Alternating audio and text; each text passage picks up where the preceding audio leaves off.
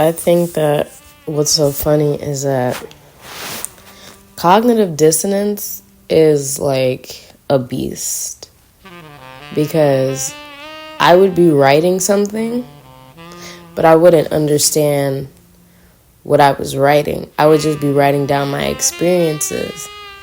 And one of these experiences came when I was writing Vicky and Shauna.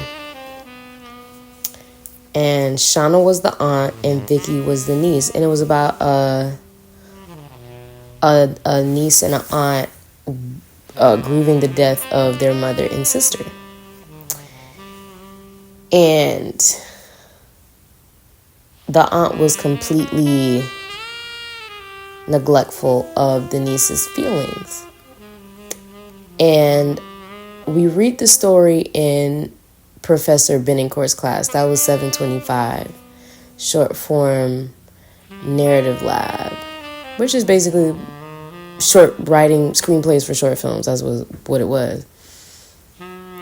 You know, they had a fancy name for it, but we're reading the script in class, and Benincourt was just like, what motivated you to write this script? And I'm just like, I don't know. And then he said, sometimes when we're writing, we may not know what we're writing, because the story was based off of how one night my mom was, she was trauma dumping on me. Like, she was telling me just a bunch of stuff, and she was drunk. And I was really uncomfortable, and I was trying to leave, but she would just keep going and going and going and going. And I was overwhelmed, and then I wrote the script, and everything that I felt, it was like an energy transfer onto the final draft. So fast forward to reading it in class, my professor's like, the aunt is a very needy woman. And the first thought that came to mind is needy. Huh? And then that's when I started. So if the character's needy, that means my mom is needy. And she needed attention, and she was being selfish. And I realized that I didn't have the words to articulate what was happening to me, but I can create an image of what it felt like. And I think that's a perfect example of cognitive dissonance, is that you have this belief, but it's contradictory to what reality is. Because my belief was this is normal, but the reality is that it's not normal, and it's actually not good. And to me, that was like, but it took somebody else pointing it out. And that's why I think that art is so important, because you never really understand something unless you get in a different perspective. Because everything that I know now, it came from learning from other people also, but also because of God's wisdom.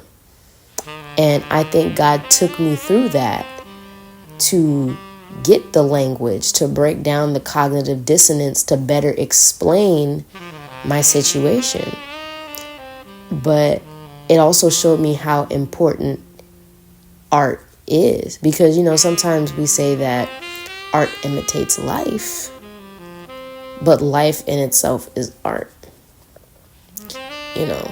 So that, going back to the cognitive dissonance part, even with the stuff that we're dealing with, sometimes the solution to understanding it may not be what we think it is. Sometimes maybe it's not even trying to fix the problem, but just by understanding that this is a problem.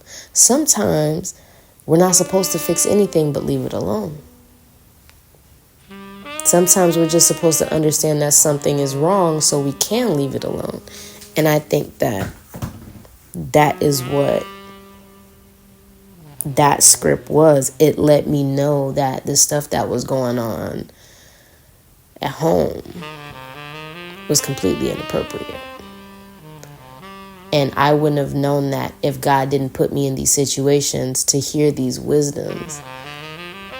And it just, I don't know. It's like it set me free. It set me free because I didn't have to solve the problem. All I had to understand was that it was wrong. It wasn't necessarily about fixing anything. It wasn't necessarily about proving myself. It wasn't necessarily about trying to save anybody else. It was just about me understanding that it is wrong and leaving it alone. So yeah, art is cool. Like, people, oh, they get a real job.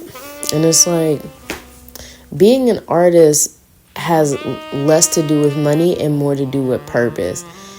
And I think that if you're not doing things with purpose, you're not going to want to do it. Simple. Purpose.